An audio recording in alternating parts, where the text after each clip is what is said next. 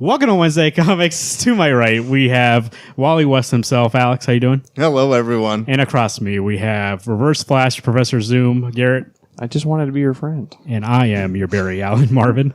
How's everybody doing this week? Pretty good. Half of those ones he's used before. Yeah, black, purple. You guys color coordinate today? Of course. Watch the video for that. I don't even like purple. What's up? Barney's just a fucking dinosaur. We got a packed show today. So today, we're going to start on top of our free talk. We actually have not really free talk. We got something to talk about. Reviews. And then at the end, we're going to talk about some news that popped up in the last week two, whatever. From Comic-Con. And some trailer reactions about some trailers that came out. Some movies. They call it cinema. Things that Alex, on his level of caring, it's about 1 to 2, but every once in a while it jumps up to an 8. When it becomes on VHS, I mean DVD. Yeah, that's when he cares about it. If they still made VHS, you better believe his ass would be buying. No, I have to admit, I would not buy those. Because don't even. Half the time those you would still have a VCR. You'd be like, what's wrong with the VCR? See, I think the perfect combo, VHS, DVD combo. VHS, Dude, that'd be so those expensive. fucking never skip. But then they just fucking deteriorate. But the problem with the VHS is that you got a track. The rolls always got caught and destroyed. So you buy Papa would go to $20 rewinder, you dumbass. And just fucking do it on your own. He meant the tape. What you just said, he just said. No, but he wasn't listening to you. He said that he would mess it up when he manually did it. No. I'm saying that the tape got destroyed. The tape would get destroyed eventually. That's what you just said. You get the small box. So today, up in the free talk, we're going to be talking about. We're going to start a new quarterly feature. Quarterly every 3 months. Right, Alex? Nice. Based on, so we're going to have this first quarter. I mean, we're already, a month into August, so you'll have 2 months. A month into August. I mean, July. We're right into August, basically. By the time this comes out, you'll have like 2 days left in July. Do we call you Reverse Calendar Man for some reason? What's up? I can't remember why we called you Reverse Calendar Man. I'm losing it. Time's a flat Counter circle, baby. calendar, man. Our new quarterly feature. So what'll happen is July, August, September, you'll have time to do this.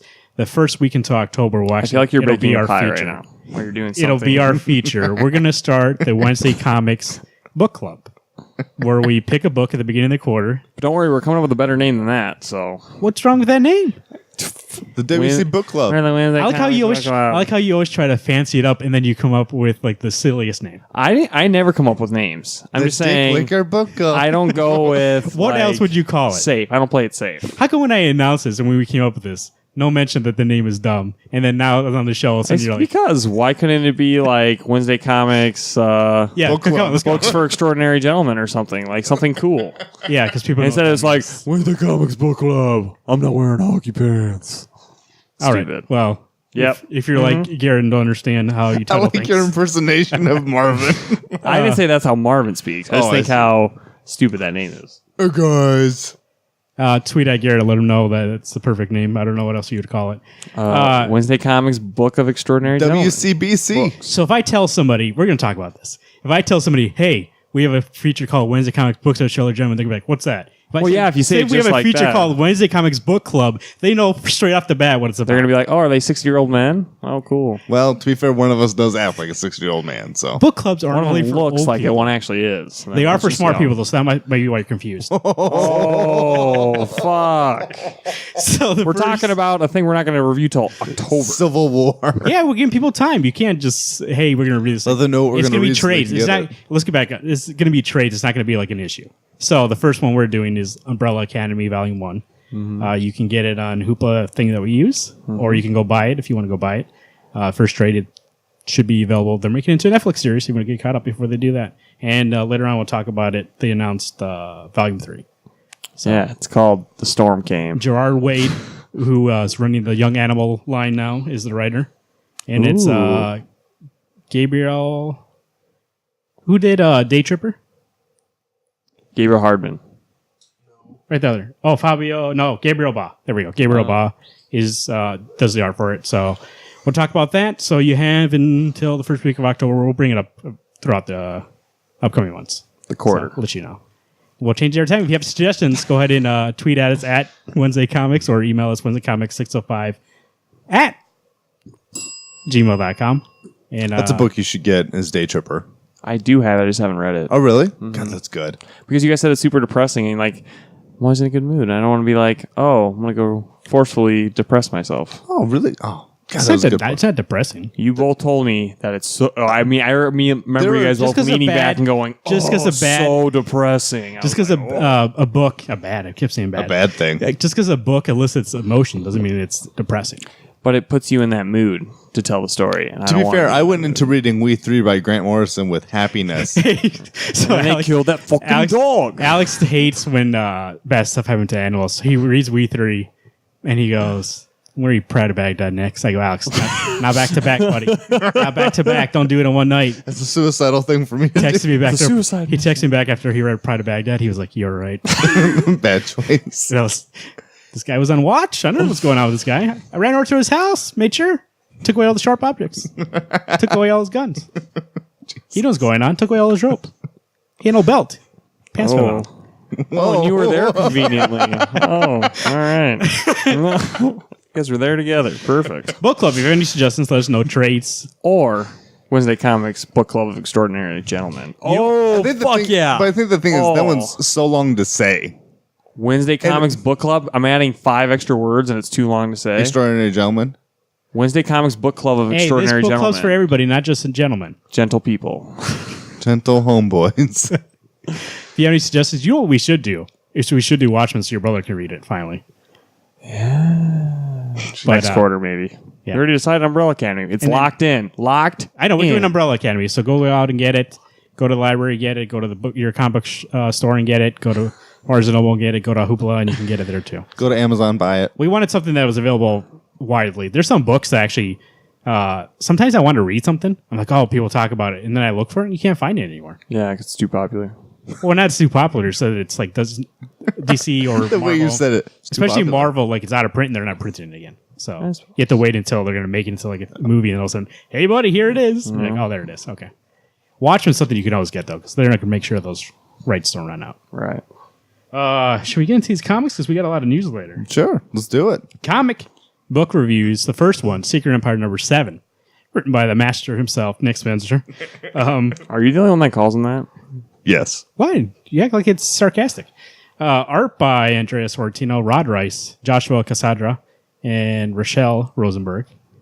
So here's the thing about, first off, this might be a surprise to some people, but I'm going to give this book a nice round of applause for saving Captain Marvel's character, Carol. Yes. That whole scene, I was like, what a redemption. Yeah. Like the way she was in Civil War II, and now it's like she's regretting it so much. Like, this is the reasons why I did all that stuff.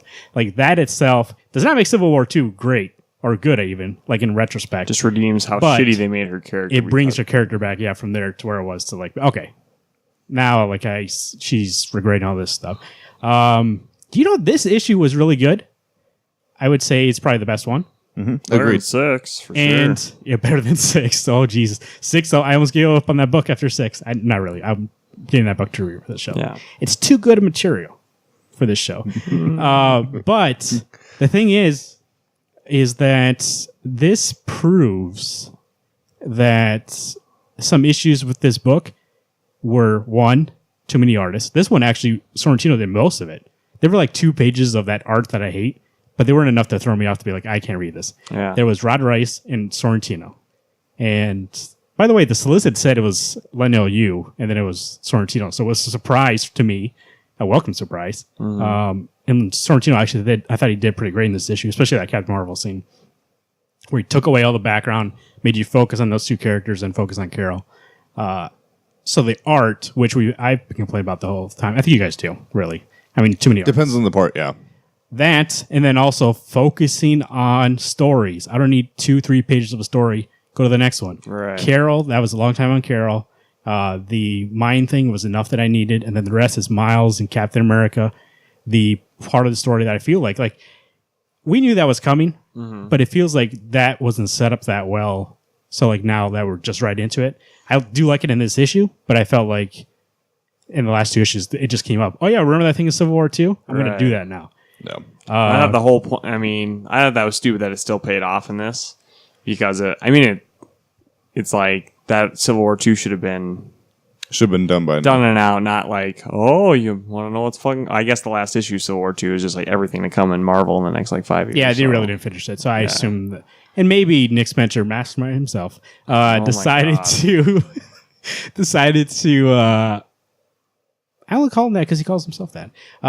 Does he really? No, he doesn't. Okay. I was like, if he does, he needs to be taken down a peg. So when you're one of his apostles, you also call him that. He maybe he decided to like, hey, I'm going to make that better. Civil War 2. I'll go off of that. That's the last event. Literally ended, and then my thing started. So let's do it. And plus, like what Carol said, things that happened in Civil War 2 led to Captain getting into power, and so that's how he took over. True. I do like Black Widow's characters redeemed also. Yep. Like the whole time she's like, don't kill, like, you have to go across the line. Like we had to kill people. You can't be just heroes anymore. You have to, go that extra mile. No more half measures. You got to go the full measure. And then in this issue, Miles is going to, okay, Cap, I guess we're supposed to fight. Like I'm supposed to kill you.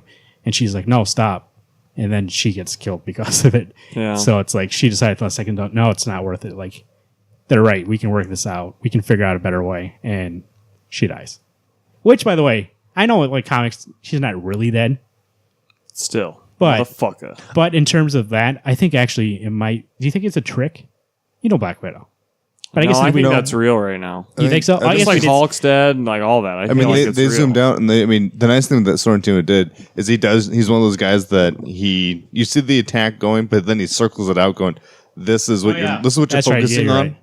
Here's the neck breaking." I mean, yeah, you see bone shattering. So now she's dead, and I think rightfully so, she should stay dead.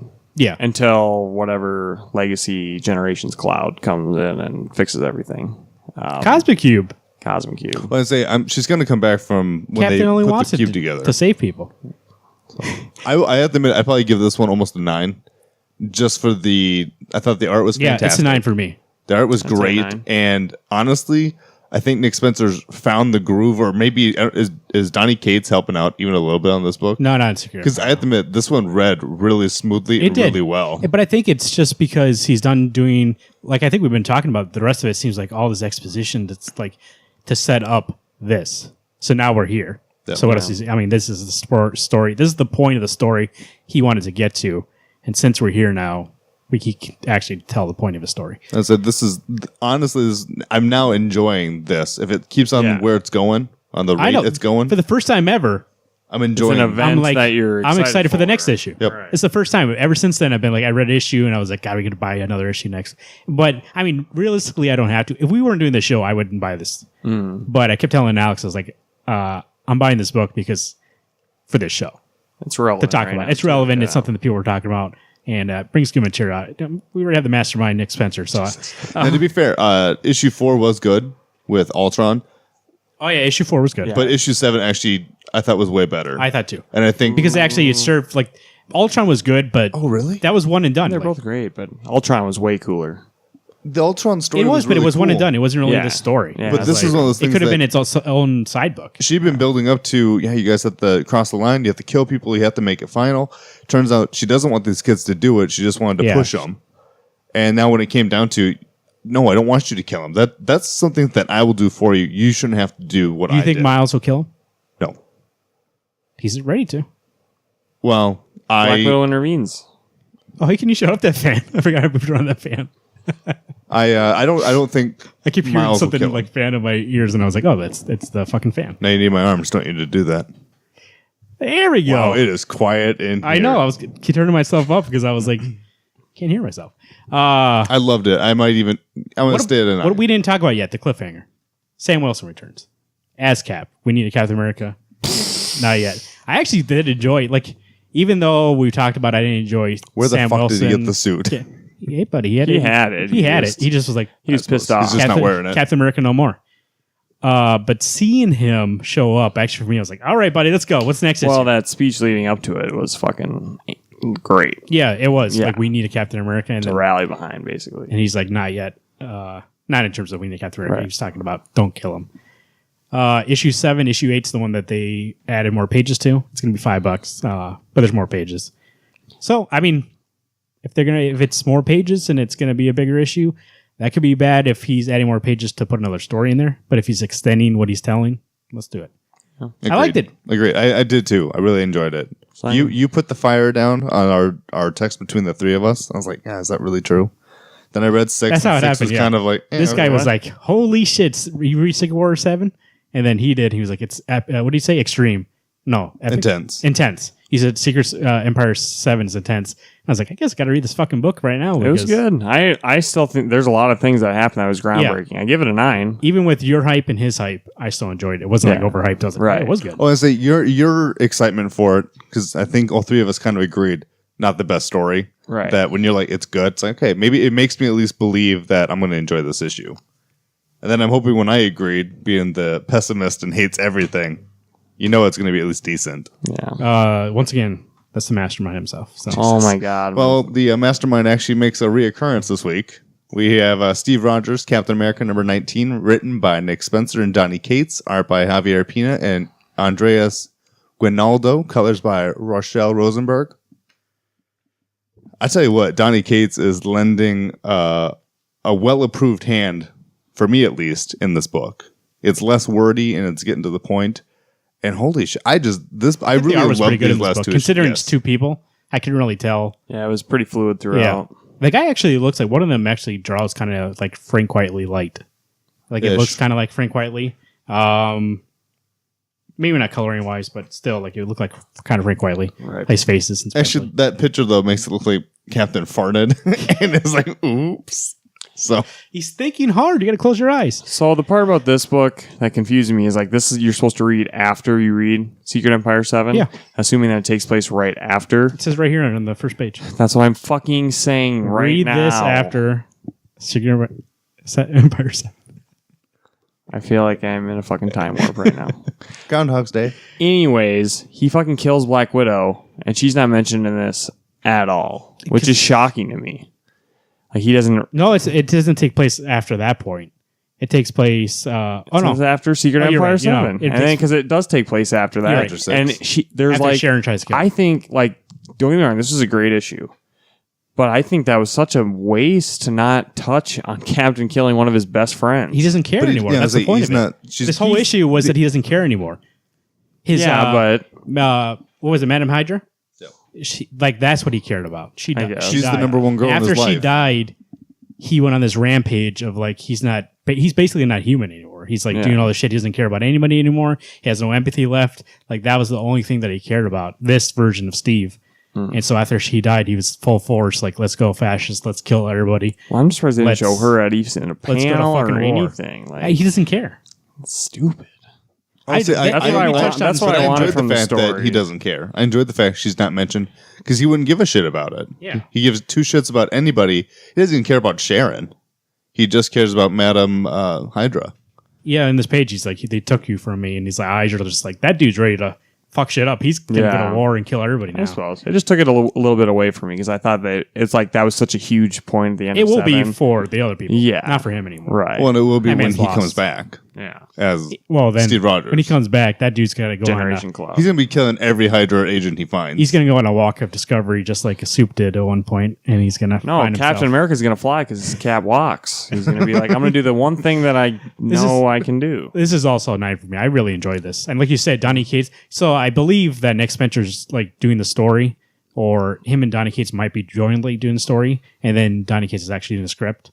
So the book that you see, like the story, the plot is Nick Spencer, and then Donny Cates is actually writing the issue. So you're right. He knows how to let things breathe a little bit. And he knows how to let the art do the job. Yeah, and let the art do a job rather than being like, here's the point of this panel, here's the point of this panel. Which Nick usually that's Nick. He's like, boom, dialogue. Like when you see his pages, it's like so much dialogue. And so it's nice to see somebody be like, cut.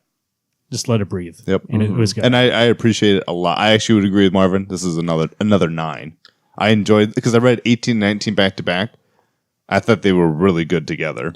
Rolls in at an 8 for me only because I wasn't fan serviced. But that's just me. That's just my own thing. I know. You're going to probably drop a 10 here soon anyway. I'm excited for the next issue is Sam versus Steve. It's issue 25, it said. That was the preview. Oh, was it? Yeah. Why is it? Why I don't see the at the top? You're not going to see that for 6 issues, buddy. Why not? Where's it's going to be 20? I don't know. Some why gotta wait 6 one months? Shot. Yeah. You think Marvel's ever going to strategically plan? That has to be a printing error. 25. I don't know. Why would it take so long? Fucking ask Marvel. You made yours Marvel, so Sleep in that bed. Jeez. Marvels. All right, next we got The Flash, number 27, written by Joshua Williamson, art by Howard Porter and Paul Pelletier. I feel like that's not how it's pronounced. Colors by Hi-Fi. What the shit? Pelletier? It's the only thing that makes sense. If it's French, I doubt it's Pelletier. I bet it's like Pelletier or something. I swear to God. It might be, but the way you said it. I don't know how to fucking say it. I'm not French. Pelletier. Go ahead. Or go fuck yourselves. You know what? You had said something to Marvin yesterday. I think it was yesterday about 27 that was really good, and it was really good. Yeah. But 25 was still way stronger for me. You think? Yes. I don't know. Maybe it's just like Reverse Flash is in his internal reasoning for why he is who he is. I thought was fucking beautiful. I thought 25 was better too, but this was still stronger. I mean, whatever. To each their own. But I agree. When I read 25, there's something like super strong about it. Just him beating the shit out of Flash, and Flash is like, I don't know what to do to stop you because you are faster than me. And it was nice to see Reverse Flash talking to himself and just, and maybe it's not talking to himself, but inside in his brain going, this is what I want to say. This is how I feel. Right. And then you watch, I don't know what you would call, is it not Reverse Flash, but like Bonkers Flash. Negative speed zone. Talking about Barry? Speed force. Yeah. Holy shit. Yeah. He was ruthless, and, it's kind of the case of too much power, destroys everything because, Iris doesn't want anything to do with him now. It looks like, his life's literally going in shambles. Yeah. Like he had everything, and now it's starting to get like torn by the wayside. All because Reverse Flash, all he wanted to do is like that fucking part made me shocked. Spend time with you. He's like, I just want to spend time with you. He's faking it. I know that's the thing is when I read it the first time, but it makes sense in his delusional thinking based on this. Fuck, yeah, all my elbows. I thought the 25 was strong. I do like 27. By the way, how many times are they going to kill Reverse Flash this year? Well, they're just making maybe that's going to be a fucking huge point in a story coming up that he's always going to be around no matter what. So because there's so many time remnants of him, see if how many times he's gone through time. Like in the Flash TV show, it takes a time wraith to go to every single time zone to kill him off, and if you don't get him, he still lives. The only thing that I really don't like this issue, I thought that made it less impactful, was the change of artist. Howard Porter? Howard Porter was good, but Paul, like when they went to his panels, I was just like, let's go back to Howard, please. I thought it flowed all right. I think the thing that I didn't care for, because I actually thought it was going to be Barry actually will kill him finally.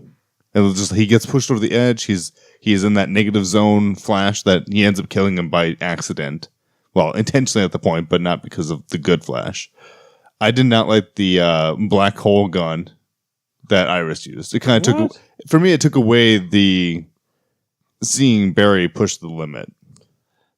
Well, she's pretty heavily involved in the story, though. I mean, without her, she had no point if she wasn't in that. I get that's to include her into it, and it's also she's dealing with Reverse Flash the way she would do it, and that'd be, I'm going to use this gun that you have at this museum and fight back. Well, she's pissed off because she's basically having all these lies that's been told to her for ages dumped on her with the actual truth of what's going on, and so she's just like, fuck it, like.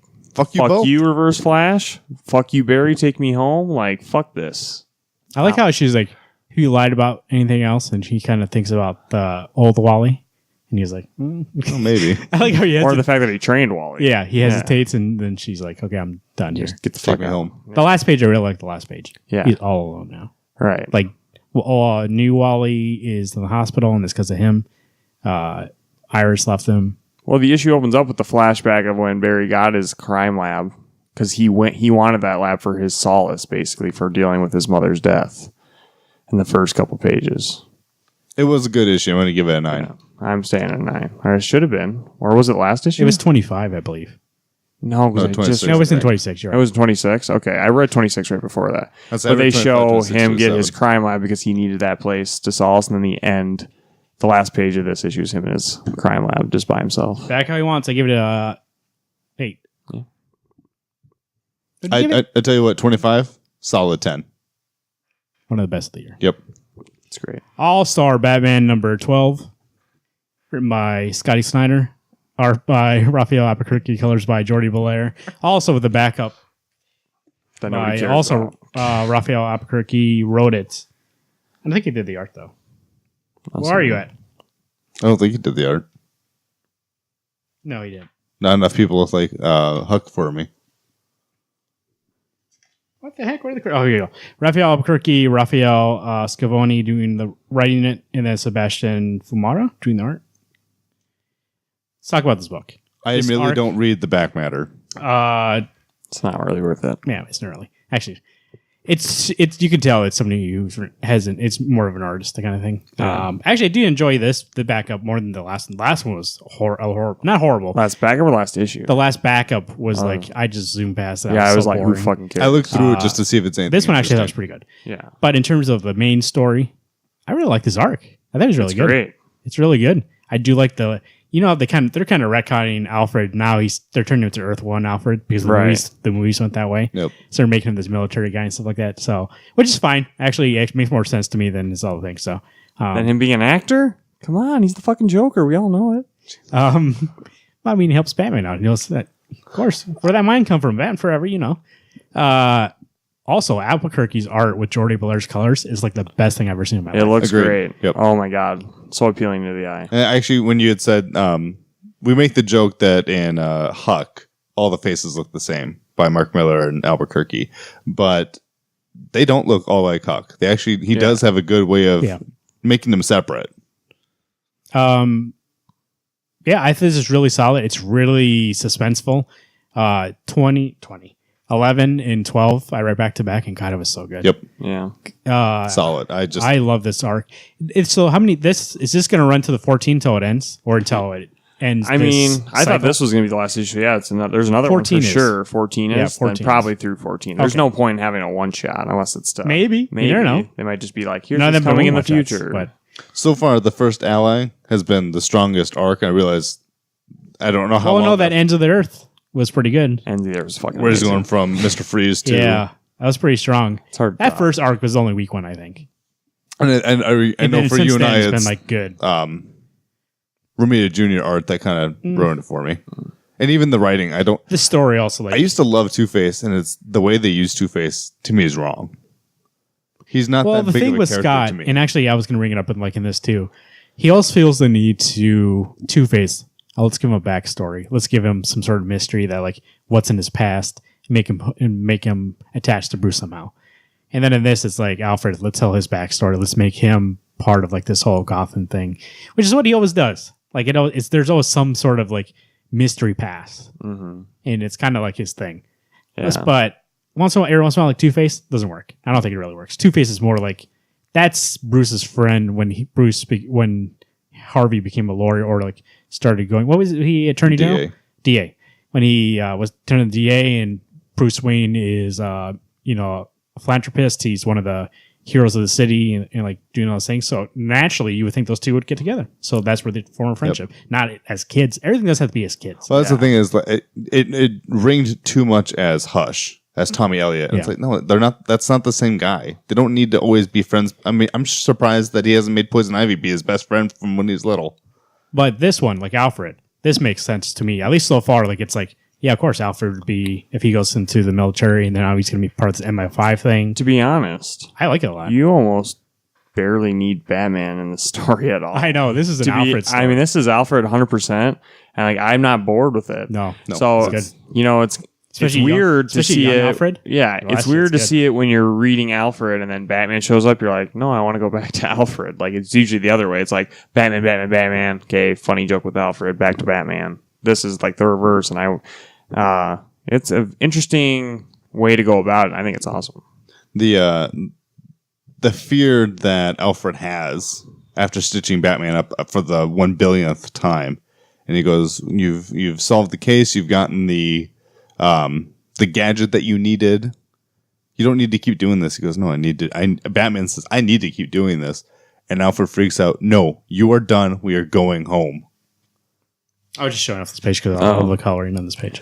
Well, there was the one. Was it this issue where Bruce is screw this mission right now? Alfred, if you're going through something, let's take care of it now. No, Alfred says that. I thought Bruce says it to him. No, Alfred's I know who the first ally is. I helped create the program. I helped. They wanted me to be the first ally. Like, there's no way you can do this in your condition. Let's go home. And Bruce is like, no, I have to finish this. Like, I made a promise. The mission is, he says, the mission's not getting this Genesis program. The mission is to make sure nothing happens to anybody ever again that happened to me as a kid. Well, that's what I meant. That's what I meant. That's what I just told you. But then, was this being fatherly love? Yeah, he was on his phone. What the fuck? I know you're looking at the script. He's been at the same script. And so he hasn't. That's not even whatever. That's burn, bullshit. bitch. I was totally paying attention, and you just explained what I just said. That Batman was consoling Alfred, and they were talking to each other about Other way around. No, it's not. What part is it that he's consoling him? Bruce is like, no. Bruce says that I'm going to make sure that never happens like it happened to me as a kid. That's not him. That's not him being consoled. That's him consoling. No, he's saying I can go on with this mission. He's making a statement to Alfred that I'm not going to stop doing this mission. I need to finish this. I need to see it through. I mean, I get what you're saying. Yeah, but he's saying that let's focus on that. Yeah, he says, no, the objective was achieved, but not the mission. And Alfred's like, dude, you can't, like, you're barely... What? Alfred never calls Batman, he's like, dude, you got like tape and string, and it's like, you're going to die if you stand up. And then I do like when he gets shot, then he's like, Alfred, he's like really worried, like you said. Yep. I forgot the black and whites ruined him, or screwed him over. Yeah. And then crashed the building on him. I do like that team. That's from the first arc, right? Yeah. They got together? Yep. No, you know what? I might even give this book a 10. I'll say it a 9. That's been good. I do like the art a lot in that backup. Yeah. That's really good. And that shadowy Batman that you just had, I was like, oh, that's good. But that story? Yeah. I mean, it's not bad. It's just like... It feels matter. It feels like... Bane. Somebody who knows comics, but is like too stop the drugs too eager. Gotham. It's like they're trying to do too much at once, and maybe it's because they have solar room. They can't let stuff breathe, but it's like, we got to tell you all this stuff right now, buddy. And so, I mean, it's just okay. See, for me, the back matter is one of those things. Let it be an art-based story. Let that art tell me the story, because I don't need you to spell it out for me. And I get it's not necessarily all. They're just trying to justify this book being $4.99. I know. There really should be no backup. Yeah, it should be $3.99. Just the main story. Yeah, it sure was good. Black. Sorry, I was still thinking about Batman. Black Hammer number 11, written by Jeff Lemire, art by Dean Ormston, and colors by Dave Stewart. Is this the variant cover I got? Or yes. Is this right wrong? You got the variant cover. Oh, buddy. Jeff Lemire cover. I really like this issue. It was very, it wasn't very wordy. It did a lot. I mean, there was two things that went on in this book. One, first part is like Barbarian, like, dealing with that fucking telling the priest, with the priest, like, hey, dude, I know you are into me. Like, you either accept it or you're just lying to yourself. And then he must have told the town, yeah, because now everybody's like, he left the police force because they're bullying him at work, and like, right. He's like, fuck this. You don't want me around, okay? And then the second part with Golden Gale, they had to wrap this up because like it's like a love triangle basically. Like Golden Gale likes Barbarian, Barbarian likes the priest dude. Okay, not really a triangle, but whatever. It's a weird straight line. 3-way street. But that issue had to be resolved. Otherwise, like Golden Gale was going to kill herself the way Black Hammer went out. And Barbarian saved her and said, hey, just because I don't like you doesn't mean that I don't care about you. Yeah. Like, we're still family. We're still friends. You're right, though. Somebody, was it you or Garrett said, like, there's good, like, just art. Just let it tell the story. Mm-hmm. I don't need exposition. I don't need dialogue. Like, right. Like, I can figure out what's going on. Yeah. You know what? If you read, what book is it? Neil Adams? Yeah, it is Neil Adams. Neil Adams wrote a book about how to write comics. And he said you should be able to look at a comic and not read any of the dialogue, exposition, or any of that. And just look at the pictures, the panels, and be able to tell what's going on.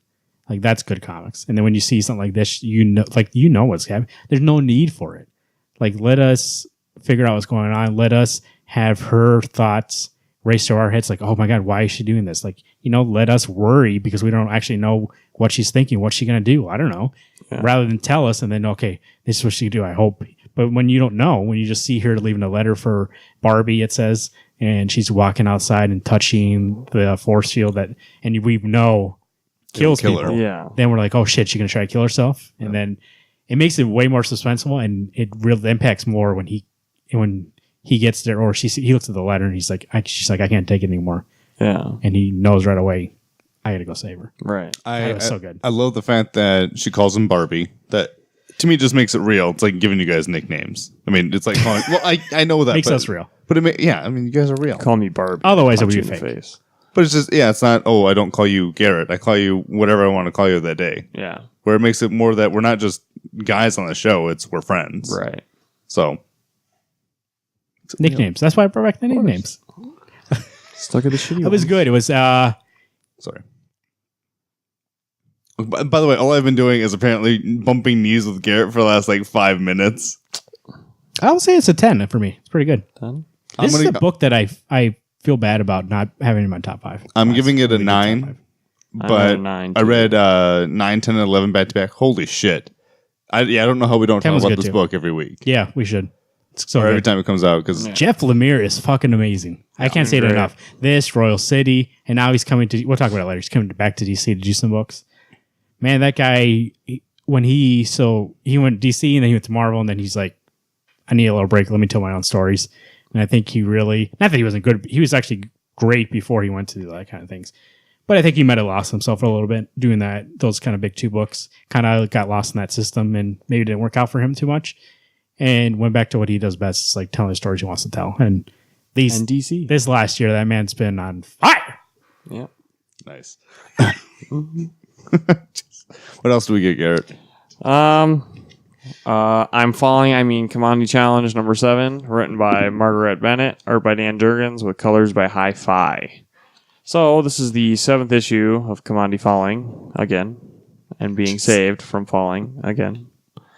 I did like this story, even though I didn't know what the fuck was going on.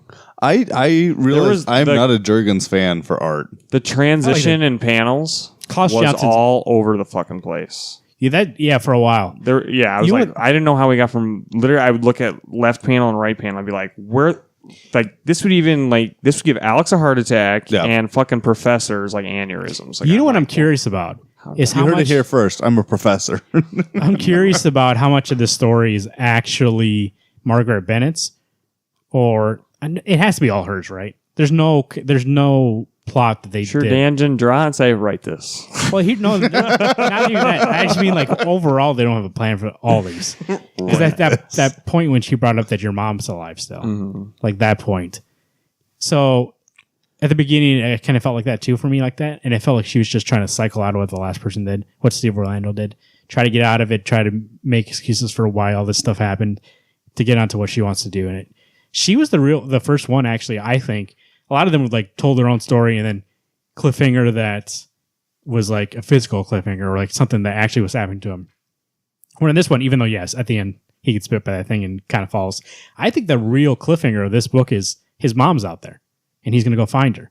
Nobody's actually did a plot cliffhanger so far where it changes the course story where you're telling the person you have to talk about this next. This is your story now, rather than they're in this situation. And then they usually just write themselves out of the situation. But you can't write yourself out of he's looking for his mom rather than being oh, just write it. You could be oh, his mom actually doesn't exist. And that'd be pretty shitty. That's what I wonder if part of the challenge, if there is an outline that, because whoever does the last issue, they have to wrap it up. Either she is has a lot of what do you call it, gusto to be okay, I'm going to change the whole plot of this thing and make this about him going to go find his mom, and the next person has to take that and run with it, and that's what their book's going to be about. Or there is a plot line for hey, we're going to tell a story about this. Yeah, but I don't think so. The whole point was take it and run, and she really did take it and run. It was we're going to tell a story now. His mom's out there somewhere. Go find him. Mm. How many issues is this? 12? So for the next 5, that's the plot. That's what I mean. All of them have been the next person, get out of it and then do your own story. Where this felt like she was all right, next 5 issues, that's what it's going to be about. And I was geez, really, you're going to just be everybody tell this story, unless the next person in the next issue finds his mom right away, which I doubt. Well, it could either be they find mom is dead, and now he's got to go from there. I think that'd be pretty shitty of the writer to be oh, she's but the way dead. She did it, if the next team didn't want to do the mom idea, they could write themselves out. They pretty much fucked them over. It would be a shitty story to all of a sudden his mom's dead. It's oh, don't worry. Writers have done it before, though. If they get something they don't want to do, they'll make it how they want. Who's writing the next one? Do you know? No, I can look it up. Isn't it in the back of that book? I'll look it up. Talk some more about this. What do you guys think about? You didn't like the art, you said, right? I didn't care for the art. My only The coloring I liked a lot. Generally speaking, I don't have a problem with these dogs are all females, and that one dog is super super horny. Oh, that one dog that kissed him. He's like, "Oh, my first kiss." That part, I was like, "Whoa, we got some bestiality in this book. What's going on here?" Like it was fine making the innuendo, but it was a reoccurrence of this dog wanting to bang. Even with Keith Giffen and whoever last name is Rude as artist. So this one for me is probably like a 6. Okay. Yeah, I thought that was also strange that he Kamandi was like, "Daydream, I've never been kissed before," and all this stuff, and he was hoping the dog would kiss him, and he like blushes. I was like, it's kind of weird. But this book's always been weird. Well, even for Kamandi, this the panel jumping is that was the other big thing because I even thought about when I was reading it, going, "Wow, I don't know how I got from A to B. I got from A to Z." And I don't really like Keith Giffen's writing, so that's going to be a struggle. That's going to be an issue. Well, hopefully there's some kids in it. He knows how to write kids. When's King coming onto it? I think 8 or 9. Okay. Well, 8's the next one, right? So 9. He would wait. Oh, yeah, you're right. 9 or 10. I meant. I think this was a 7. It would have been better, like the first part, like you said, it was like, what's going on? And then finally, I think it was like when they started going towards the Arctic, whatever the heck it was. After that, I was like, this is pretty good. I really. By the way, I love how quick he made that freaking machine. Oh, he was using the crown, wasn't he? Yeah, when he made the machine. The metal thing. Okay. I give it a 6 just because that took it out of the book for me. I had to keep reading the same page over and over again. I just had to like sit and think, like, what? Like, did I miss a page? Yeah. And I'd like go back and I'd have like, I don't know.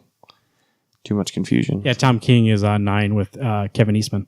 Who score? That's going to be Turtles. A good issue, buddy. Lots of strong books this week, right? Lots of 9s for me. All of them were like, this was really. Like but you know, this thing lives and dies on how the last person writes his book. You either have to spend a long time explaining it, which this one I think did, or you can be like, they're falling? No, they're not. Just like the last issue was. Well, I think the thing for me is that, I guess for me, it's the team. Like Margaret Bennett, she's good. She's fine.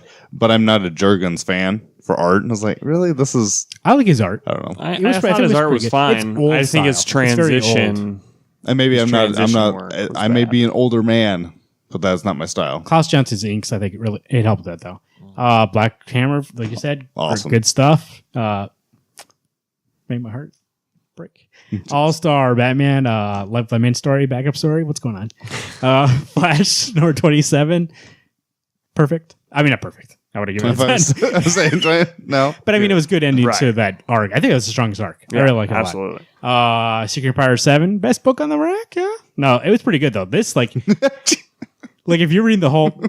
I mean, you got to read... Best book JK, but it actually is pretty good. If you read it... Hey, you got to read 8 issues to get to the good stuff. But, I mean, you know what you tell me? We only got 3 issues left. But it was a good payout, at least. It's like when you... we've been reading it for so many issues now. It's actually like, okay, at least something good happened. Not good, but... It's like a TV series. Good storytelling happened. Watch the first season. Season 2 is really good. The first season you got to get through. So that's what kind of that is. Or it's like Walking Dead, season 1 and 2. Holy shit. Season 3, it's pretty good. 1's good. What are you talking about? Season 1? Oh, man. Season 1 and 2, I could never go back and watch 2, it. I know 2, I agree with you. 1 is good, though. Have you ever seen Walking Dead TV series? I've seen the first couple episodes. You should watch the first season. It's like 6, right? Yeah. Captain America Steve Rogers 19 also was good. I like these Captain books. The last couple have been great. We talked about it on the show or before the show? I think you and I were talking before the show. It was good. 17, 18. Johnny Cates. Good guy's good. We'll talk about him a little later. He's a good addition to the team. Marvel signed him. It wasn't in the news, so I'll bring it up now. Signed Donny Cates to exclusive. So Donny Cates gonna be doing work for Marvel. He's working. Donny, listen. He's doing Thanos. Donny, listen. He is, but I don't think Marvin's gonna announce that yet. You know, we're going to the news segment. Well, Neil's announced last. Donny, do me a favor. You're only hope. Save Marvel. Come on, buddy. Please. You and Jeff Shaw take over a couple books. I mean, don't overextend yourself, obviously, but do something. We'll talk about it. I think he was on another book, too, maybe. It's not in my news, though. I don't know what it was. Thanos. No, not that one. Fuck, spoilers. Here we go. So last week... You're out of order. If you like comic books, you obviously know San Diego Comic-Con was last week. A lot of trailers came out. A lot of news came out. This guy didn't know. He didn't even know there was a convention. Don't have a TV. So this is the second edition, the San Diego Comic-Con edition of Pastrami News Update. And also, I mean, not everybody pays attention to the con, so for other people too.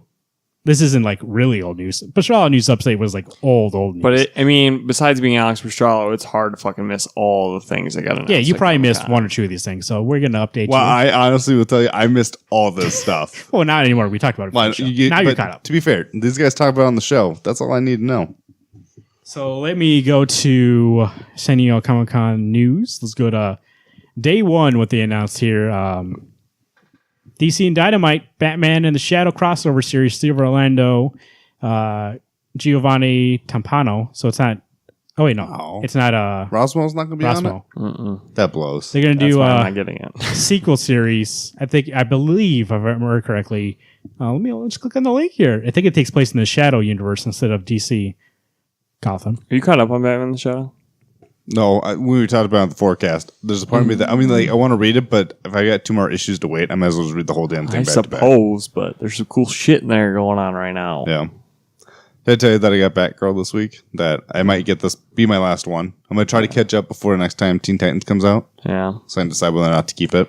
Yeah. It is going to be a direct sequel, it says. So really? Oh, maybe then I will get it. The first one is really good. Yeah. It's really good. It doesn't say if it's. I believe I saw that it was going to be in that universe, but it doesn't say here. So. Tell you what, Rosmo is the bomb. He is the bomb. How it's been that first year's been good, right? Yeah, it's been great. And there's things I wish you guys were reading because it's just cool shit. No, I'm not caught up on it. He's not caught up, but he's getting it. Hey, to be fair, I read 14 when you're done, books we should in the talk. last 2 We'll do a days. little 2-minute blip on here. Oh, hey, I didn't talk about this before the show started. IDW announced the League of Extraordinary Gentlemen Volume 4 is coming out from Alan Moore and Kevin O'Neill.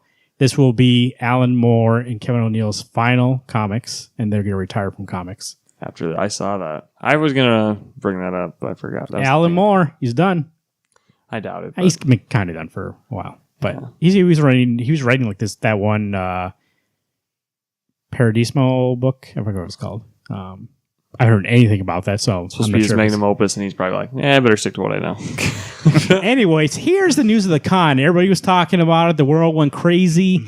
Garrett called me and was like, did you hear about this? And I was like, yes, I did hear about it. Arkham Asylum 2.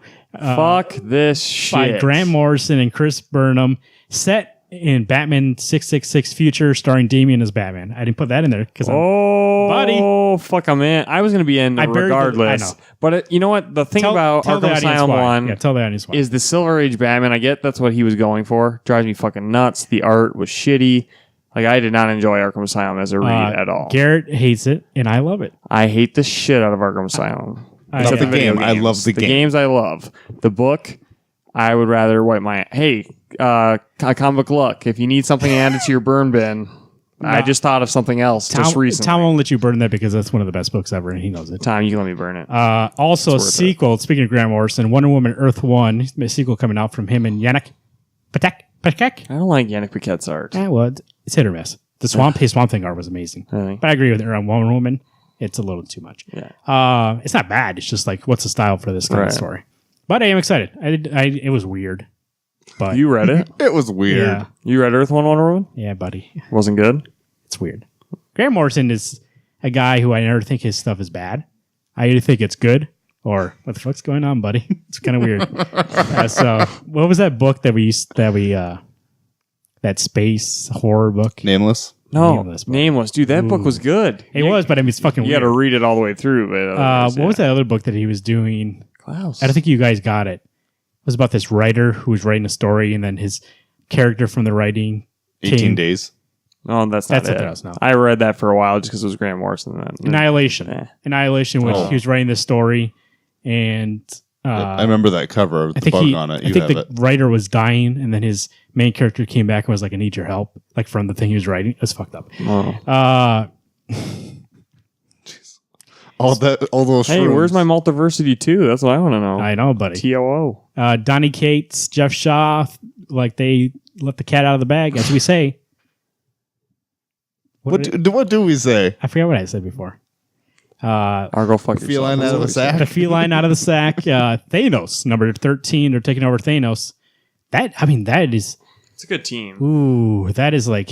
I don't know if I can jump back on. That's what I'm thinking right now. It's like, well, here's the thing. If you think about God Country, it is kind of like that cosmic kind of story. So like, I think it's going to be close to that.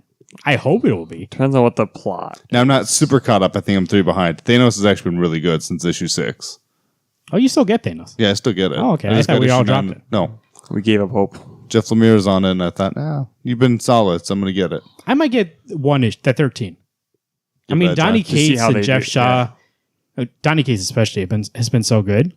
Like everything I think I've read by him, I liked. So it's like I think with 13, I'm guessing it must be a new arc or at least a new direction that jump on. I don't think it'll be a problem. You're behind. IDW announced Papa here will tell you about it. A weekly TMNT Ghostbuster series. Alex says he's going to get it. Who gives a shit? Alex hates Ghostbusters, so let him know at Alex Pichello on Twitter. Why can't there just be a Turtles book about the fucking turtles? That's what I want. Give me a weekly turtle book about the fucking IDW turtles. paid a lot for those licenses. They got to make everything go. Jesus. They just and it's also depending on who the artist was on that weekly book, I would get it. Sonic the Hedgehog is the longest running comic in he's right. He's drawing in comic book history. No, listen a second. This is a tie-in. This is not just a random thing I'm saying. They were the longest running comic that's never rebooted or started. So from issue 1 till a couple of months ago, it was the longest running comic ever. And then it got canceled.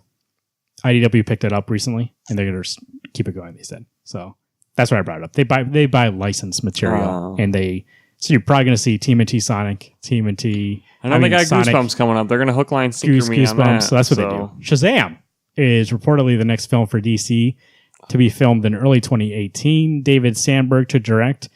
I remember looking up what David Sandberg directed before, and I think that's fucking false. There's no way that movie is going to start filming in early 2018. Why not? Why would? Oh, because we don't have a Shazam yet? You don't even have a Shazam. You don't have a story. You don't have a script. Holy shit, maybe that's who Alfred's talking to. Oh, that's who it was. You know what's weird about this David Sandberg to direct? You know what the 2 movies he directed before? What? It's so weird. So when you think of Shazam, what do you think? Light. Action. Red. Fun. Right? Michael Bay. David Sandberg directed Lights Out, that horror movie. And he directed that short that you can see online. I heard Lights Out got like... Oh, wait, Lights Out, the horror movie. Okay. Yeah. He also directed Annabelle. It's like he directs horror movies. He directed the first Annabelle movie? Yeah. That movie was shit. It's going to be a dark movie. That pissed me off. That first movie was garbage. Lights Out was pretty good, I heard. I haven't seen it. Too scared. Saw that. Based off on material on YouTube. Yeah, that's his. He directed that too. Oh, really? That's pretty good. I like that. Noel Hawley, say it, is working on a Dr. Doom movie for Fox, standalone Dr. Doom movie. Let me tell you guys something here. It's going to get loud. That movie's going to come out, make my life. It's the best. Except it's going to be so shitty. It is going to be shitty. There's no, believe me. Unless they use that movie to reboot Fantastic Four. I like Legion. I like Fargo on FX. He's good. Right. Now Legion's fucking amazing. Now do I believe? I mean, I guess Fox FX is different though. Do I believe Fox Studios is going to give that guy free reign, Dr. Doom? No. Yeah. So I mean, if they did, I'd be excited. Yeah. And we were talking about before the show. I would like to see Fantastic Four in the movie, but not the point of the movie. Right. Like in the background, maybe he fights them at the beginning and. This would be Fox's, hey, if you want to salvage anything from that Fantastic Four team, that shitty reboot you did. Or I guess they said that they saw that people are wanting more serious, like Logan and, not serious, but like more, not really gritty. So like Deadpool and Wolverine, Logan. So that they wanted to make this movie to kind of be like that, which I don't know. Depends what they do. You're right. As if they did it correctly, where he's actually a good mix of technology and mystical arts, it'd probably be really good. He is a character that can be an anti-hero. So like he hasn't been a villain actually in forever. Besides up to Secret Wars, that's when he became a villain again. But before that, he was not good, but he did stuff that benefited him and benefited people too. He just wanted to be left alone. I forgot he was a villain. First look at DC Dark Matter's lineup. Garrett, do you have that there? I sure do. Including a new Outsiders roster. Am I going to go through them? Like just read them all? Or yeah. Quick also, but real quick before I say that, Gail Simone won an Inkpot Award. She's a pretty good writer, so congratulations to Gail Simone. All right. So with Dark Matter books, there's several. I wouldn't call them minis. What would you explain it as? It's like... I think they're ongoings. Like new challengers? Is what you're asking? Yeah, I mean, they're all ongoings, but they're all spawned out of... Yeah, there are going to be spin-offs of this Dark Days. No, Dark Nights it's called. Yeah. Metal. I have it loading. Metal. I told him to pull up before the show. I did. And then you went on the internet. It was on Facebook chat. That's why. Right. So just give it a second. I saw that picture. Here we go. All right. So, yeah, they released the promo picture of all of the characters that are going to be in this universe. One of the first ones is called The Immortal Men. It's slated to be written by James Tynion IV with art by Jim Lee. Follows the story of 5 immortal siblings who were born at the dawn of time. So it's going to be coming out like once every 3 months? Yeah, it's Jim Lee. The next one is The Silencer. It's slated to be written by Dan Abnett with art by John Romita Jr. It follows the story of the world's deadliest assassin who trades her life of crime for a chance at a normal life. I know you guys don't like John Romita Jr., but I love Dan Abnett as a writer, so I'm definitely getting that. I'm intrigued by the concept. I don't know if I'm going to be excited by the outcome. Next one is New Challengers. It's slated to be written by Scott Snyder with art by Andy Kubert. It follows the story of a team taking on the greatest mysteries, wonders, and terrors of the universe. That one I am interested in. We'll see how it goes, though. Yeah. Next one is Damage. It's slated to be written by Robert Venditti with art by Tony S. Daniel. It follows the story of a man who was promised to become the ultimate weapon. However, instead of this, he is cursed with the ability to unleash an unstoppable monster for 1 hour at a time. That sounds very interesting. That's cool. The one out of it. I was like, damn, that sounds cool. Yeah. Next one, Sideways. It's slated to be written by Dan DiDio and Justin Jordan with art by Kenneth Rockefort. It follows the story of a teenager who gains superpowers from coming in contact with dark matter.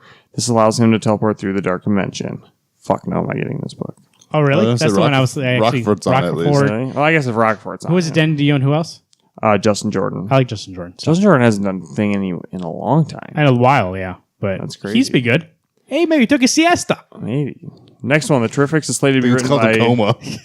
The Terrifics is slated to be written by Jeff Lemire with art by Evan Rice and Evan Doc Shanner. Even, whatever. Follows the story of a new superhero team forming after the events of Dark Knight's Metal. Members of this team include Mr. Terrific, Phantom Girl, Metamorpho, and Plastic Man.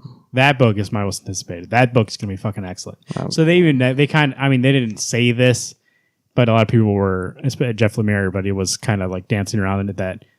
They like, if Marvel won't do a Fantastic Four book, we'll do a Fantastic Four book. So that's awesome. That's like the Fantastic Four team. So that sounds so good. Doc did the new character costume designs. Okay. And they look great, the black and white. Like I said, that book is going to be awesome. Yeah, that'll be good. This one I'm actually interested in. It's called Brimstone. It's slated to be written by, again, Justin Jordan, so he's coming back hot, with art by Philip Tan. It follows the story of a character named Brimstone. However, besides this, we know almost nothing about this series. Whoa. But he has a fucking cool costume. It's like... I'll show you. I guess it's not gonna zoom in, but that black outfit. Oh, that's cool. Yeah, it's like what was the bag? Not God Killer, Godspeed, but in black and yellow. That's all of them. Also, they announced the Dark Knights. Here's a picture for everybody, and here you go. So here we go. So they have they're all like mix of Batman and somebody else. We have Batman and Flash. Batman and Doomsday, Batman and Cyborg, I believe. I think so. Batman and Green Lantern, Batman and Aquaman, and then Batman and Darkseid. And there's one more that was in that end of the Dark Days Forge at the end of it. There was people in shadows, and there's one more, so we'll figure out who that is. You think Batman and Batman together? Of course. Ultimate Batman? Well, you said there was wasn't there supposed to be a Joker one, maybe? Didn't that you say that? I thought somebody said that at one point. Well, here's the books that are coming out of this. Batman the Red Death. We don't have any synopsis or anything. So we go Batman the Red Death, #1 by Joshua Williamson. Obviously, he's been writing Flash. Carmine Di Giamencho doing the art. Batman the Murder Machine by Frank Terry. Ricardo Federici. And then we have Batman the Dawnbreaker, Sam Humphries, Ethan Van Sciver. That's the Green Lantern one. Batman the Drown with Dan Abnett, Philip Tan. That's the Aquaman one. Batman the Merciless by Peter J. Tomasi and art by Francis Manapul. That's the Darkseid one. I think they'd look. For this, it looks very different from what I thought it was going to be. So, I was expecting more armored knights. They look like knights, yes, but question. What? Go ahead. No, that's fine. I was just gonna say, speaking of multiversity, in that book, there was the Earth 13, I believe, where it said like classified. Was that Dark Universe? Could be. I mean, I doubt. I mean, do you really think they've been planning that for this long? Maybe. But they had have you seen the preview for Metal #1? Yeah, they have the they're reading map multiversity. Yeah. Yeah. Oh, they're reading the map. Yeah. Yeah. So that's why I thought I remembered. Yeah, that's Dark Knights and DC Metal. So I'm actually looking forward to that. They have a checklist in the back of Flash. Most of all the comics this week had them. It doesn't look like that many books. It looked in like the thing I like about it. It's mostly books, and like you would have to get a different book if you wanted to. It's not going to interfere that much with Flash, Batman. There's like one issue. That's it. Yeah. So if you don't like that issue, I guess you could just skip it rather than taking over for a whole arc, which is like the usual with that cop. So all those books you just named are one shots. Those ones are one shots. Yeah. Those are the ones you named were ongoings or maxis or whatever. Right. But those are ongoings. Yeah. Those are going to happen after Metal. Those are like coming off of it. Also announced, buddy, if you listen to this show, you got to listen to this show. I'll give you the heads up. I give you the heads up on Mary Jane. I give you the heads up on Vertigo. Here we go. Young Animals line is now fully operated under the Vertigo imprint and will cross over with DC Universe in January, which would then establish the imprint's new status quo, so that's when it's going to become Vertigo. I told you, they're bringing it back, baby. I thought Vertigo was always supposed to be separate from the DC continuity, though. No, I'm not really. I mean, it has, but... Well, yeah, I guess when it was Vertigo. I was going to say Swamp Thing, but Swamp Thing was DC. Maybe this is new. Once this integrates, then it's all connected. Yeah, well, they're just doing a crossover. It's probably going to be its own universe afterwards. Yeah, it's probably a lot easier to just print Vertigo on the Spine and Trade instead of DC's Young I didn't understand. Remember I said on this show, I said, what are you doing with Vertigo? You have the name, you have the stature of Vertigo out there, and what are you just sitting on it? Do something with it. Anything. Yeah. They also announced that the Sandman and Invisibles, they're going to do some more comics of them. So they're going to bring back, they're doing a resurgence of Vertigo because that thing died. Adios. R.I.P. Marvel announced 6 one-shots because they're doing Legacy, so they decided to bring back 6 other books that they canceled. Dazzler. Nobody wants Power Pack. Dark Hawk. Masters of Kung Fu. Silver Sable. That's 5. 6. Dazzler. Power Pack. Dark Hawk. Masters of Kung Fu. Silver Sable. Oh, yeah, you're right. It says 6 one-shots. I'm just reading. I just read what's on the prompter. I know. I'm just pointing out. They lied to you. You put anything that's a prompter, I'll read it. Must be another Invisible or something. See, now I clicked on the link and it froze the whole thing. See, this is why. God damn it, Alex. Sorry. You got Mr. Logical over here has to point out that I read the wrong thing. You didn't read the wrong thing. They just put the wrong thing on. Marvel also announced Mark Waid, Chris Samney taking over Captain America in fall 2017. Solid 10 right there. Woohoo. Once again, listen to this show. Brought it up like 3 months ago. There's a possibility, so they got to be doing something, I said. That is, I believe I said at the time, Marvel, you can make every issue $10. I'm there. I'm still there. Whatever you want to do. I mean, hopefully you won't, but... Probably pretty close. It's $5. I would not pay $10 for a 30-page issue by Waid and Samney. Oh, if the cover was right and the inside was as good as it could be, I would pay $10. That's just hyperbole for me to say that this team's worth whatever I get to pay for. Right, I get what you're saying. This team is going to tear this thing apart and build it back up, baby. See, it's when you give in to those fucking things, then they start making that normal. We're on you, Michael Bay. That is true. It's only going to be, I believe, 6 issues, something like that. It's like a mini. It's like a mini crossover into because I believe the writer of Black Panther is taking over Captain America. So okay, this is just in the meantime. Jesus. Here we go. Duke Thompson getting his own ongoing series by Tony Patrick. Thomas. Duke Thompson. You're right. He does read whatever he has in front of him. Who the fuck's Duke Thompson? Duke Thomas getting his own ongoing series written by Tony Patrick, who is a new writer. He was a student of Scott Snyder, so he said, "Hey, buddy, want some extra credit?" Right, Duke. And I don't have the article, but I was telling these guys before the show he's got a name now. He's going to get his own book. What's his name? The Signal. The Signal? Yeah. That's why we waited 12 months. Holy shit, it's The Signal coming. It's scary. I think we were talking about before the show. I really don't have any interest. Yeah, I don't care. I do like Duke as a character, but I don't think he can sustain his own book unless it would have to be... Oh, no. There was... You know what? Duke's been force-fed down I might be in a little bit. It depends on how strong the writer is. Yeah. They said that Duke is going to be basically Gotham's hero during the day. Like he's not going to be a night guy. So like that way, Batman they're taking shifts. Okay, weirdly enough, I foresee Gotham doesn't usually have daytime crime. The Signal's going to be pretty bored. Let's rob the bank now. Batman's asleep. Hey guys, I just imagined the Signal. Holy shit! It's the Signal. This big bright beacon. Yeah, he's up in the sky. We're not going to do anything. The Eisner Awards happened during San Diego Comic-Con. I'm going to just tell you about some of these we've been praising on the show. Brian K. Vaughan regains his Best Writer title for Paper Girls and Saga. Fiona Staples also won Best Cover Artist for Saga. Those covers are so amazing. I could literally put one. By the way, if you notice, there's something different about this room every week, except for 1 week. Disclaimer. I fucked up.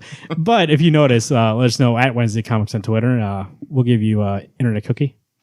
That means nothing. The Best Humor publication, Jughead by Chip Zdarsky. You like Chip? I do. There you go. I do like chips. There is, let's see what else here. This is Diet Coke, bro. Tom King won for his short story, Good Boy, the dog story in that holiday special. So fucking good. It was pretty good. Go back and read that. Okay. I did get that book. Okay. It was in the Christmas special. Best inker and penciler went to Fiona Staples for Saga. Once again, second award. Of course. On art, killing it. Best coloring went to Matt Wilson, our boy. It's pretty good. For what? Just in general? For 6 titles, yeah. So basically all the books he's doing. Okay. That award should be renamed the Jordy Belair Awards. But to be fair, I still give Jordy the thumbs up every time. Best ongoing series. Where is it at? Let's just skip the best ongoing series. Best anthology was Love is Love. That comic they put out to benefit the Orlando victims. Black Hammer wins Best New Series. A book we just talked about. Jeff Lemire, Dean Orson. Did you hear? Here's a little tidbit. Lemire shares with the audience how Ornstein suffered a stroke after completion of the first issue.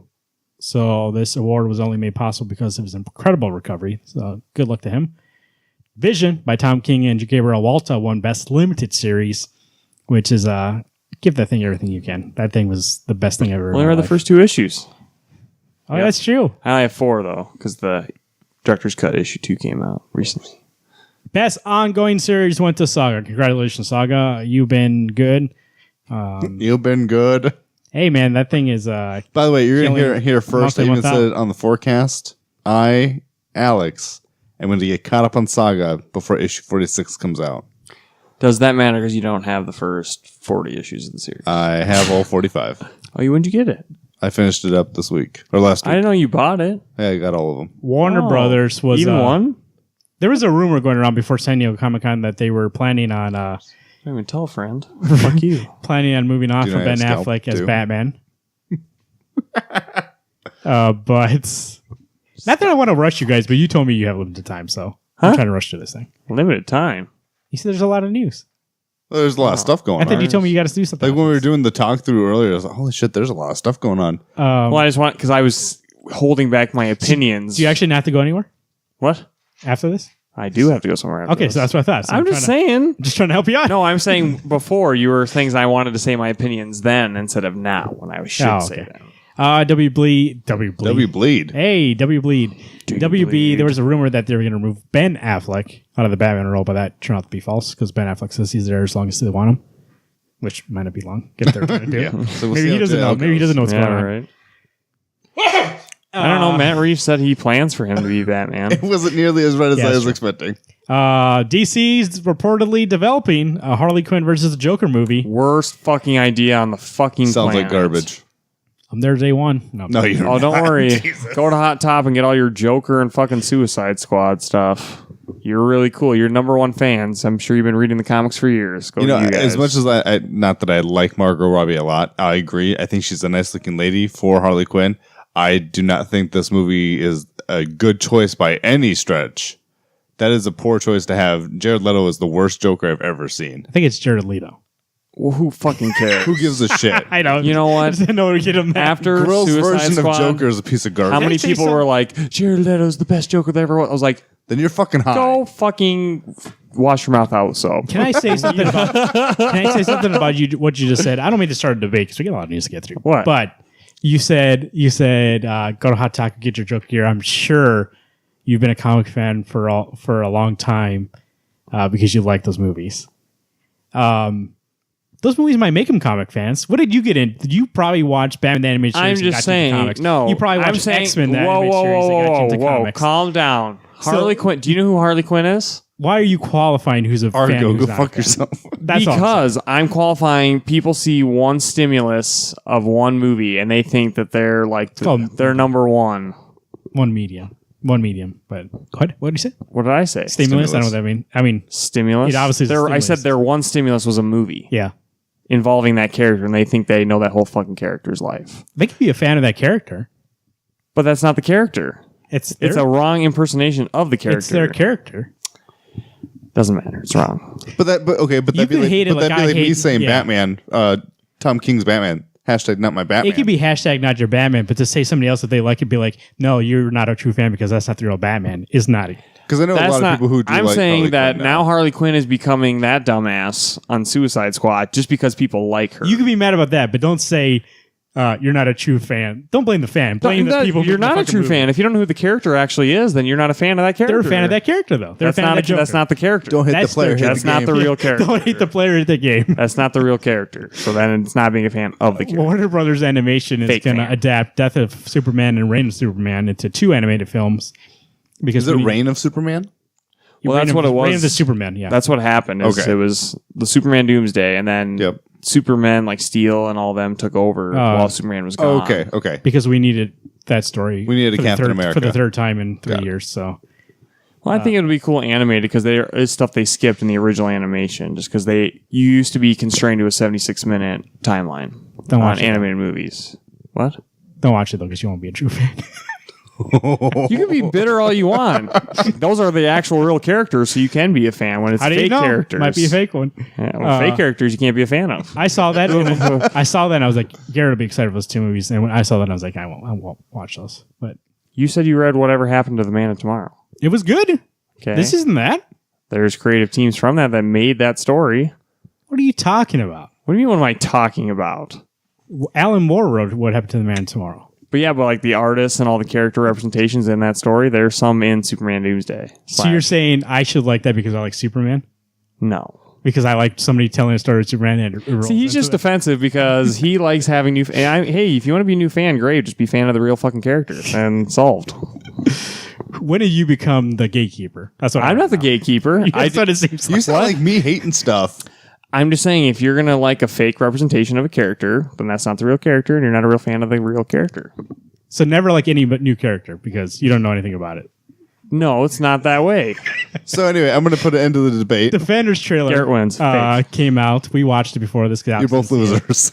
What did you think of the Defenders trailer, Alex? Oh, he's drinking. Garrett, what did you think of the trailer? Jesus. I thought they were fake. No, I'm just kidding. No, it was good. I mean...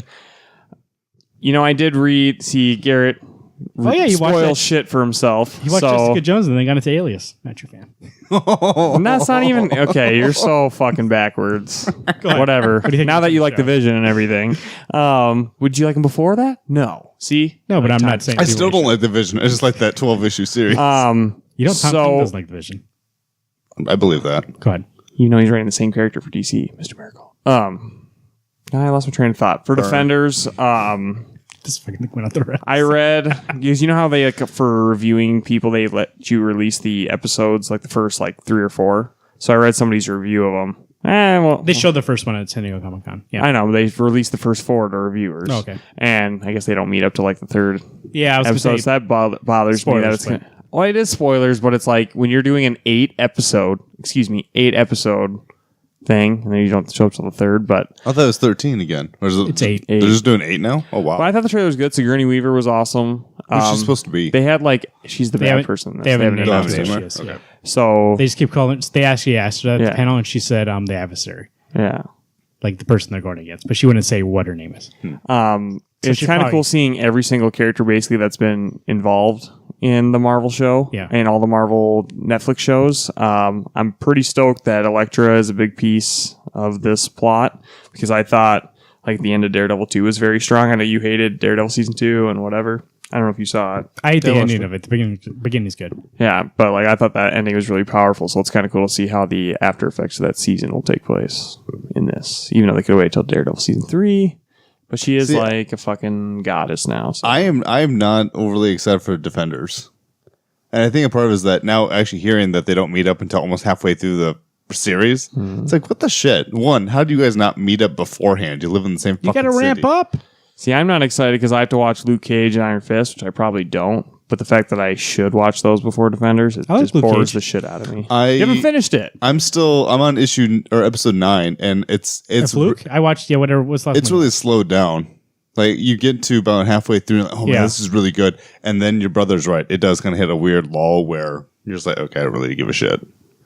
And I haven't watched any of Iron Fist yet. I'll watch it before Defenders. Which, hearing your reviews on that, it's like... you can skip that one. Speaking of which, Iron Fist renewed for season 2, but they got new showrunners, so even they were like, new people got to run that show.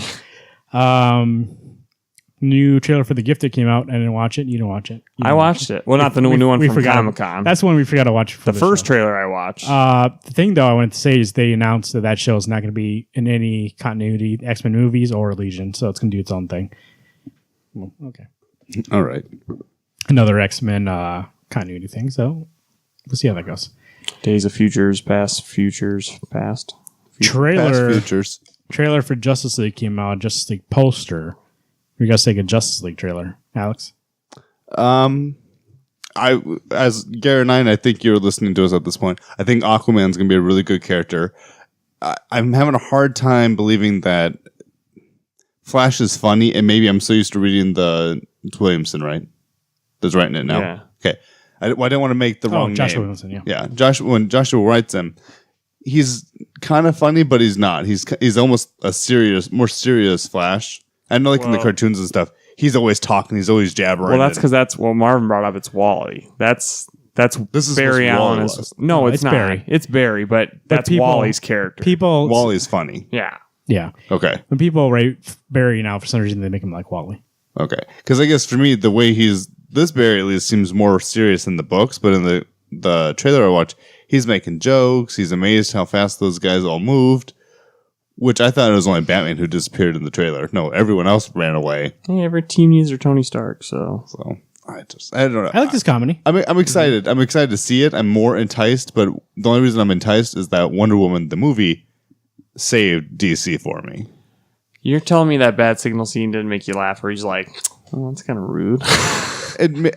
Yes, but so he's just talking about. He didn't like the Flash is funny. Yeah. But again, I'm not realizing that because that's supposed to be Barry in the movie. Barry's not supposed to be funny, right? Well, he's not like he's goofy. He's not like on purpose like a comedian or anything. Okay. But none of these characters are. Oh. You gotta have some sort of comedy. Yeah. No. I'm fine with being. I'm fine with people being the funny character. I'm not used to seeing Flash be funny. You gotta watch that TV show. Yeah. Oh, the CW. And watch Batman Beyond also. So. No, the only reason I can tell you the only reason I even want to see the Flash TV show, King Shark is Gorilla Grodd in it. Yeah. I tell you what, I'm a sucker for. That is literally the best CW show, so you should just watch it. Better than Supernatural.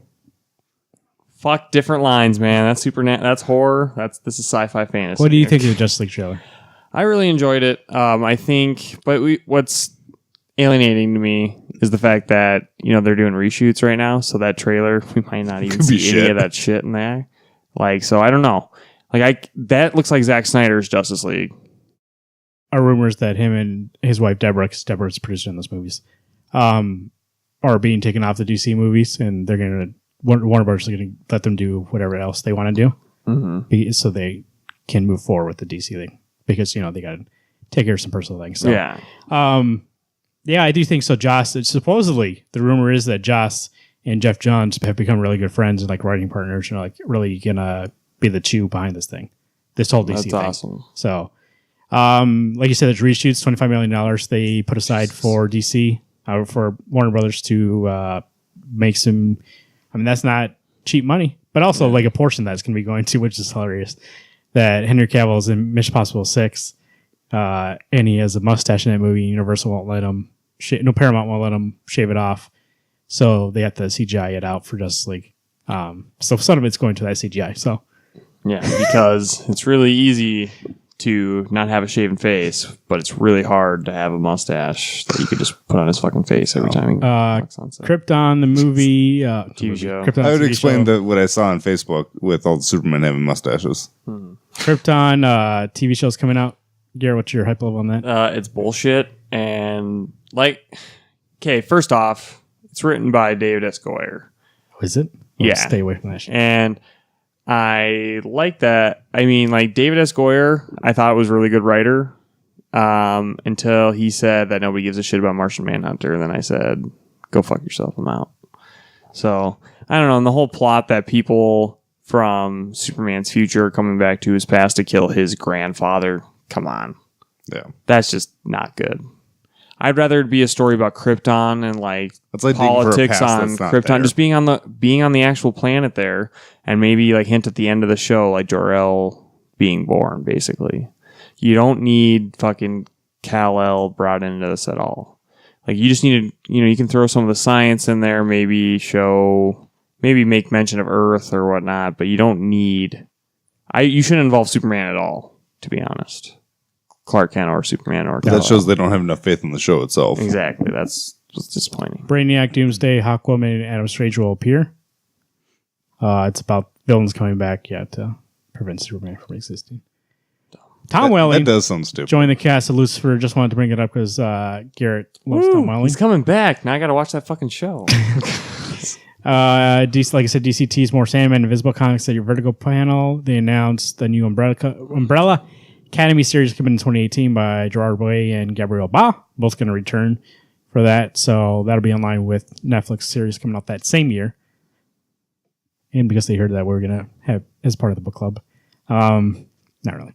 Disney's to publish all ages Marvel comic series, starting with a Spider-Man special. Marvel is not publishing these. So Disney decided they're going to do an all-age Marvel comic series. And I believe Scholastics or somebody, they're doing, going directly to people who make kids' books to make them. Why don't they get R.L. Stein to do that? They're bypassing Marvel. Well, for what? Huh? I'm just saying. R.L. Stein writing Spider-Man? He wrote kids' books forever. R.L. Stein's not the only children's writer, though. But he's the best. That's like from every single he's movie. The master of It's like kids' every books. single movie, you're like, why do they get Christopher Nolan to do that? He's a director. Yeah, no shit, but I never said that. He's got other stuff to do. R.L. Stein, is he writing a new book? I don't know. Flash movie. DC's Flash movie is no longer Flash standalone. It's now the 15th iteration of the Flashpoint adaptation story. They're making a Flashpoint. So, I mean, if you like that, which we do like the comic, but eventually, you know what that reminds me of? And once again, if you do, it's fine. But when something hits the mainstream, obviously I know why, but when something becomes popular with the mainstream, so Flashpoint was very popular with people who've never read the comics, and they're like, oh, so then Warner Bros. Is like, okay, well, now everything Flash has to do Flashpoint. The TV series did Flashpoint. They made a animated Flashpoint. And then I don't think you can make a big case about that animated movie. All those animated movies are literally page-to-page retellings. That's true about that. But in the TV series, you will agree, was not Flashpoint. It was just let's their do it for the version name. Yeah. And it was he did it for an episode. Right. And if you're going to do Flashpoint, it's going to be more than an episode. There's a lot of things involved, which obviously maybe the movie can do it more. There's more stuff they can do. There's more license. I think they can do more stuff with Batman. They can do more stuff with Aquaman, everybody. Especially now, will they? an old that would have to Batman be its own kind of younger Justice League. Batman. That would have to be its own kind of Justice League movie. So we'll see.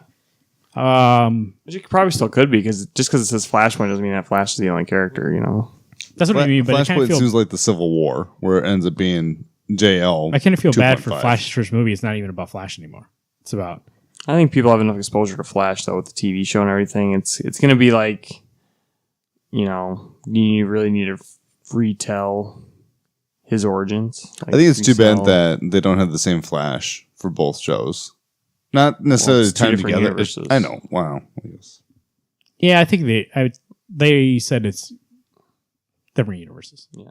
Just like Supergirl's not the same universe. But they said it's about the multiverse. So if they ever wanted to, they could pull that cat out of the bag and say, let's fucking do crossover between two Earths. Another trailer that wasn't on that sheet, but I just remembered Thor Ragnarok trailer came out. Mm-hmm. Did you like that trailer?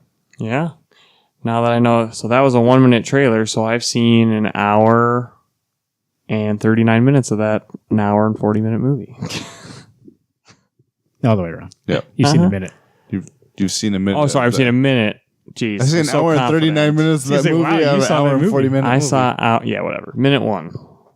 You did, though. A minute. I don't care. I'm done. So the first trailer kind of showed that I thought there would be more about him being a gladiator, but it looks like really that's like 2 seconds in the movie. Yeah. Realistic. Sounds like they're just going to sum it up and tell you how you got. It's 100 minutes, so it's going to be fast paced. I did like the trailer. I feel like maybe I should waited to watch it because, like you said, it's a short movie. So it would have been shoved down your throat at the next movie you went to. At this, yeah, I know. I think I'd rather have seen it though in theaters though. You probably still get a chance. I know, but it just the final trailer won't come out. There's a lot of shit that they show you in that trailer, that second trailer there. Oh, by the way, let me go back to Justice League because I didn't see anything about it. I thought that was way too much to show about Justice League. Like 4 minutes? I mean, obviously they want people to get hyped about it again because you said Wonder Woman's like good for them, but I felt like, I believe, I know that a lot of Joss Whedon stuff's in that. I don't think all that material is going to be in the movie. I feel like that back half of that trailer is better than that first half of that trailer. Like, I think it gets good about 2 minutes in. Yeah. And at the end, prediction. Martian Manhunter. 100% Superman, black costume with mullet. Or Green Lantern, one of the two. It's not Green Lantern. Bet? You want to bet money?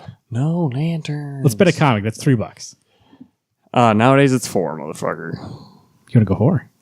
Oh. Wait, we'll buy the next. Okay, so if I win, you have to buy my next Superman. If you win, I got to buy your next Green Lantern. See? That'll work out because isn't Superman only $2.99 and Green Lantern is... No, they're both $2.99. They're both $2.99.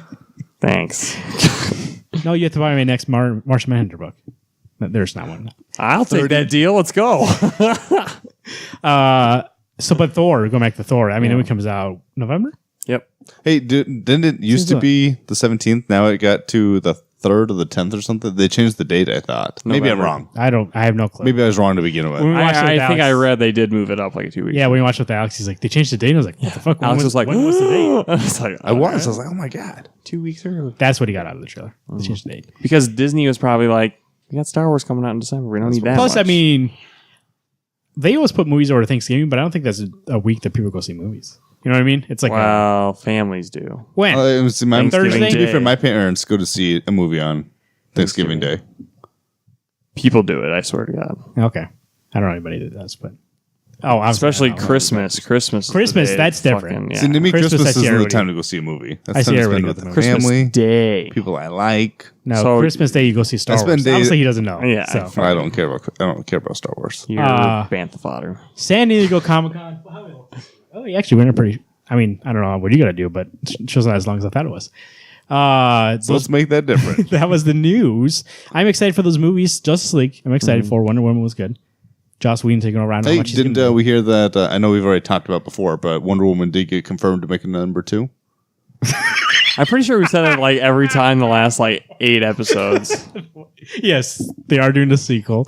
Okay, we're gonna bury this hatchet. Yes, Wonder Woman 2 is coming out in Patty the future. Jenkins is directing. Yes, she actually said she didn't. It wasn't a given that she was going to direct it. She said she would only do it if she had a story that she wanted to tell, and she said when she was laying in bed and she was like, "I've been waiting for years to make a movie about a female character like this. That's like a strong female character." And I finally had the chance to do it. I finally had the chance to do whatever I want because I guess WB was like, what do you ever want to do? Go ahead. And she's like, why wouldn't I do it? So she's coming back. Cool. So Wonder Woman 2, they actually announced the date, so I think that's more the news. It's in 2 years, November 19th, 2018. Yeah. So they're making it a fall movie instead of summer movie. 2019? 2019. Okay. Is it? I thought you said 18. November. It's in November, right? It was November or December. It was one of those two. I think it was November. I think actually it was Thanksgiving week. If I remember correctly. My phone is actually the camera, so I can't tell. You can look it up though. You can look it up though. Let's just assume it's November. Let's assume, because you know what people say when you assume. That was news for San Diego Comic-Con. You can find us at WednesdayComics.com on Twitter. You're staring at me. At Wednesday Comics. Across from me, at Garrett2188. You still got that? You're going to change it. Keep it at Alex Mastrallo and at Marvin _Salguero. That's how I pronounce it. You can find us on Facebook. God, why can't I talk? At Facebook.com/Wednesday Comics Podcast. make sure to visit our sponsors at rootsofswamp.com and rainbowcomicsandcards.com. Do you say .com? Oh, you do. Never mind. I was thinking about www, but on my mouth came out. No, you pause. That's the dot, and then you say com. Rainbow Comics and Cards. Com. Jeez. You been taking comedy classes? The sad thing is I actually had to stop and think about that. That doesn't make any sense. I don't know what you mean. God. A lot of things, you know what I noticed? There's not a lot of Marvel. I mean, there's a lot more DC Comics news than Marvel Comics news at San Diego Comic-Con. I think Marvel, like, it's not saying in a negative way. I think they're really cocky and saying, like, we don't need to fucking show you guys. Things are going to come. Like, you just are. By the way, we're not talking... Good thing you brought that up because you reminded me. I know people are going to be like, you're not going to talk about Avengers, that trailer that got leaked? We're not going to talk about it because if we're going to be serious, and you can just tweet at us. Look at the concept poster. That's all we can talk about. I mean, we come off as like hating Marvel for everything. I do like Marvel Studios a lot. Yeah. A lot. But that trailer is not because of the quality. I think that trailer is horrible. Yeah. It's just like pictures of people. Spider-Man's, not even Peter Parker's face, Star-Lord's face, and like it like fades in, fades out, fades in, America's fades out. beard. The end's pretty cool with Thanos, but I won't spoil that. But the rest of it's just like half a minute of people's faces being like, "Look who's in the movie!" Yeah. Like imagine when that trailer comes out. I think it's gonna be like 20 panels and be like just everybody's faces. The Brady Bunch. Yeah. Actually, be pretty good. I am. Cool. Don't get me wrong. I am super excited for that movie. I'm fucking pumped. They showed the Black Order. We didn't mention that. Yeah. That's gonna be in that movie. I don't like the Thanos kids, but still, I mean, they're gonna be in the movie. I like the characters. They're gonna be Thanos' kids. Yeah. That is fucking. He's adopted stupid. kid. So. Oh, dumb. Rather than his army. Dumb. But I mean, I'm excited for that movie. Who's the bad? Is it Steppenwolf is the bad guy in JL? Whoa! Spoilers. What? That's not spoilers. It's in the trailer. But people don't know who that is. I don't know who it is. He's just a horny guy. You know, wasn't he in Justice League? The Jeff Johns run in that first arc. No, because Darkseid showed up in the first arc. He was in Neil Adams' Superman. I swear he was in Jeff Johns' run. Jeff Johns. I just saw him for New 52. Yeah, New 52. He might have been in when the Darkseid War was going on. He showed up Darkseid Wars. That's what it was. Oh, really? I don't remember seeing him. I know. I don't think he was in there. I think Calabec was in there. That's. I would remember Steppenwolf being in it. Look. By the way, once again, you guys have phones. Look it up. I'm just saying. Whatever. Anyways. You look it up on the internet because for Wednesday Comics, I've been Marvin. I'm Alex. I'm Garrett. Everyone, keep turning those pages.